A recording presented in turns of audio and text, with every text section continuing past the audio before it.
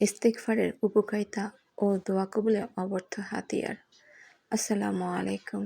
এই টপিকটি নিয়ে আমার চ্যানেলে কয়েকটি ভিডিও আছে, তারপরও আরেকবার ঝালাই করে নেওয়ার জন্য রিমাইন্ডার হিসেবে ইস্তিগফারের উপকারিতা ও দোয়া কবুলের অব্যর্থ হাতিয়ার আরও একবার আলোচনা করব, যাতে আবার আপনাদের চোখের সামনে পড়ে, আবার মনে পড়ে যায় ইস্তিগফারের উপকারিতা।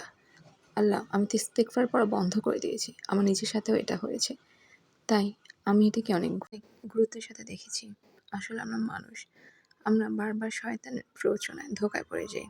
যাই হোক, ইস্তিগফারের উপকারিতা ও দোয়া কবুলের অব্যর্থ হাতিয়ার।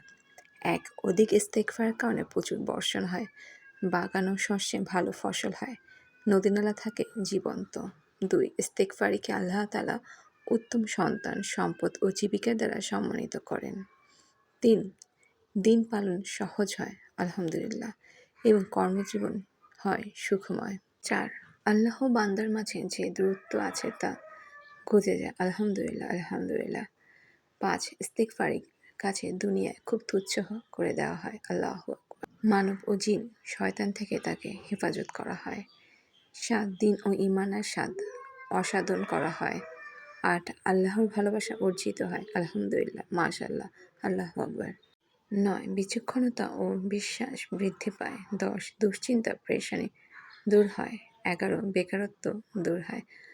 ১২. আল্লাহ তাআলার নৈকট্য অর্জিত হয়, আলহামদুলিল্লাহ, সুবহানাল্লাহ। তার তওবার কারণে আল্লাহ আনন্দিত হন। ১৩. মৃত্যুর সময় ফেরেশতারা তার জন্য সুসংবাদ নিয়ে আসে। ১৪. হাসরের মাঠে মানুষ যখন প্রচণ্ড গরমে ও ঘামের মধ্যে থাকবে, তখন ইস্তিগফারকারী থাকবে আরশের ছায়াতলা, সুবহানাল্লাহ, আলহামদুলিল্লাহ। ১৫.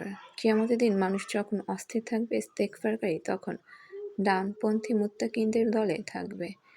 ১৬. মন্দ কাজ থেকে বেঁচে থাকা যায়। ১৭. আরশ বহনকারী ফেরেশতাগণও তার জন্য দোয়া করে। নাদরাতুন না। আল্লাহ তাআলা আমাদের বেশি বেশি ইস্তিগফার করার তৌফিক দান করুন। আমিন সুম্মা আমিন। আল্লাহ হাফেজ।